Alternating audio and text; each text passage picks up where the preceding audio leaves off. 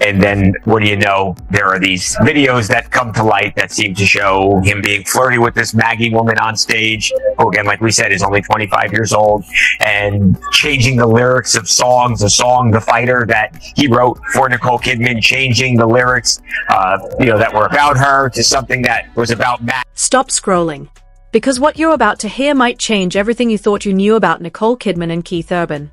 For years, they looked like the perfect couple.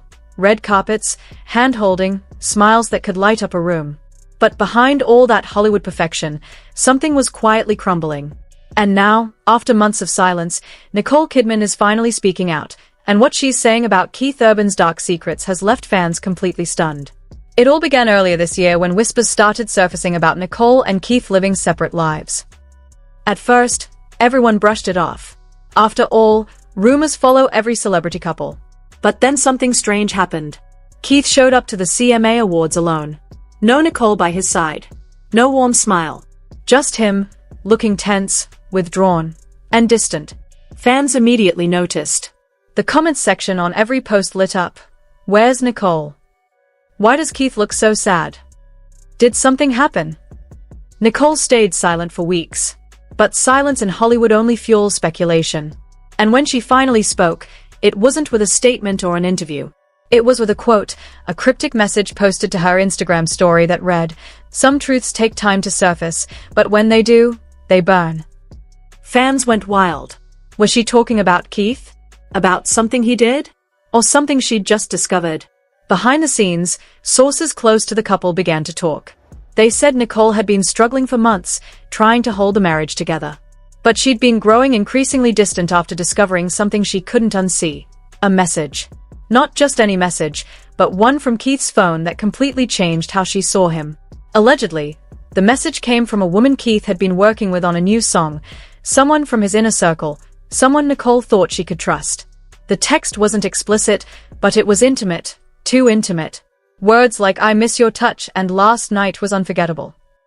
Nicole reportedly confronted Keith immediately, demanding answers. But Keith, known for his calm charm, didn't deny or confirm it. He just froze. He said it wasn't what it looked like, that things had gotten too emotional with someone else, but that it was nothing physical. For Nicole, that wasn't enough. She was tired of half-truths and excuses. For years, she'd stood by Keith through his public battles with addiction, through the relapses, the late nights, the constant touring. She'd been the rock in his storm. But this time, the betrayal felt different. It wasn't about drugs or fame. It was about trust. About love.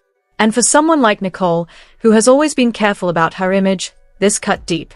Friends of the couple said that Nicole tried to make things work. She wanted to protect their daughters. She wanted to believe that Keith could be the man she fell in love with all those years ago. But Keith, on the other hand, seemed to be slipping into old habits. People close to him claimed he was partying more, disappearing for days, surrounding himself with people who didn't have his best interests at heart. The man who once said Nicole saved his life now looked like he was trying to destroy everything she built. Then came the bombshell. A woman, a backup singer who had worked with Keith on several occasions, came forward with shocking claims. She said Keith had been emotionally involved with her for over a year, promising her a future, telling her he was unhappy in his marriage. Screenshots began circulating online, showing what appeared to be their private messages. While Keith's team rushed to deny the authenticity, fans weren't convinced. Especially when Nicole was seen days later leaving a Beverly Hills lawyer's office looking visibly shaken. That moment changed everything. It wasn't just another rumor.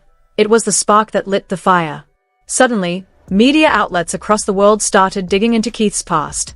Old interviews resurfaced. Former friends and colleagues began sharing stories about his temper, his jealousy, and his insecurities about Nicole's success.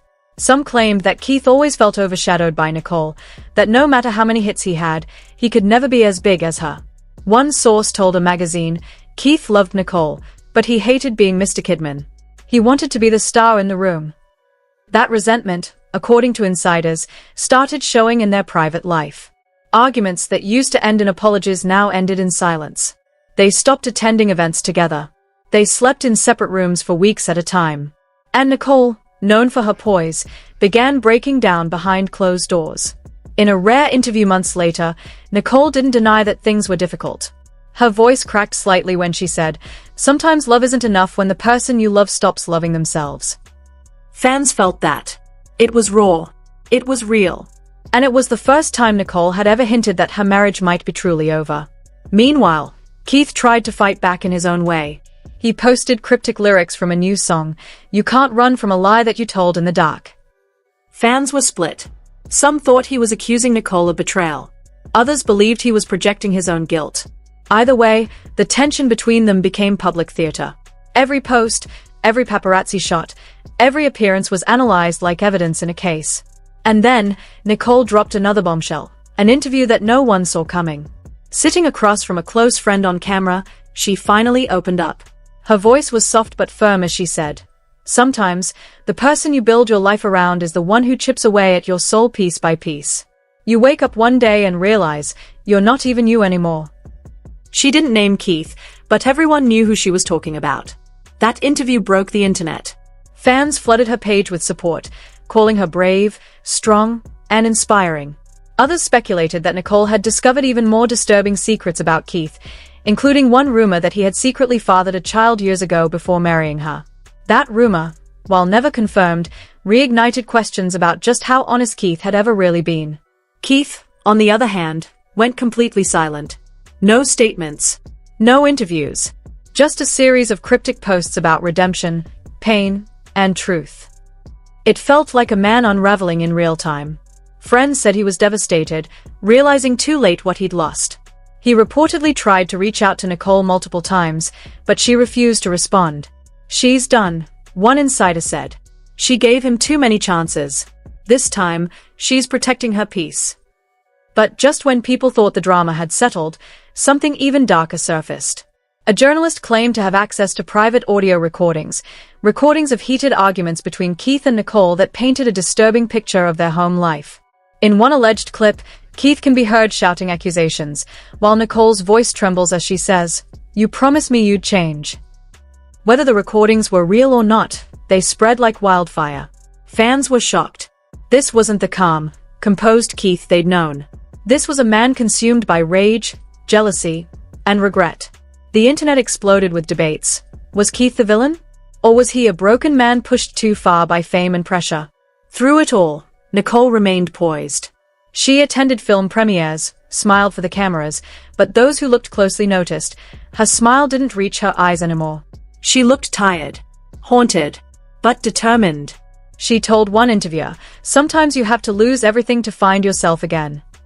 That line became iconic. It went viral across social media, shared by millions of women who related to her pain. Meanwhile, reports surfaced that Keith had checked into a private rehabilitation facility in Nashville. His representatives claimed it was for exhaustion, but everyone knew what that really meant. Some sources said he was struggling with relapse again, others said he was trying to get sober and win Nicole back. But the damage was done. In the months that followed, Nicole began rebuilding her life quietly. She focused on her daughters, on her career, and on her own happiness. But even then, there were moments of heartbreak. Paparazzi captured her breaking down in tears outside her car after a custody meeting. Insiders revealed that despite her anger, she was still worried about Keith. That part of her would always love him, even if she couldn't live with him anymore. Then came the twist no one saw coming. Keith gave a live performance at an award show, his first since the scandal. He dedicated a song to Nicole, saying, "To the one I hurt the most, I'll love you even from afar." The crowd cheered, but Nicole didn't respond publicly.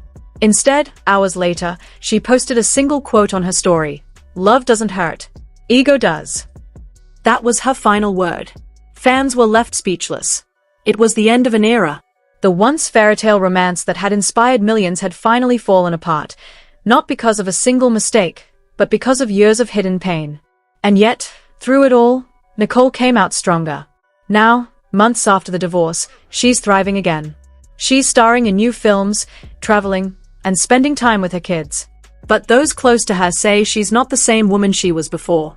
She's wiser, harder, and less willing to tolerate the kind of love that breaks you from the inside out. As for Keith, he's trying to pick up the pieces. He's back in Nashville, writing songs again, trying to rebuild his career and reputation. But many wonder if it's too late. The world saw too much, heard too much. His image as the charming country boy with a heart of gold is gone.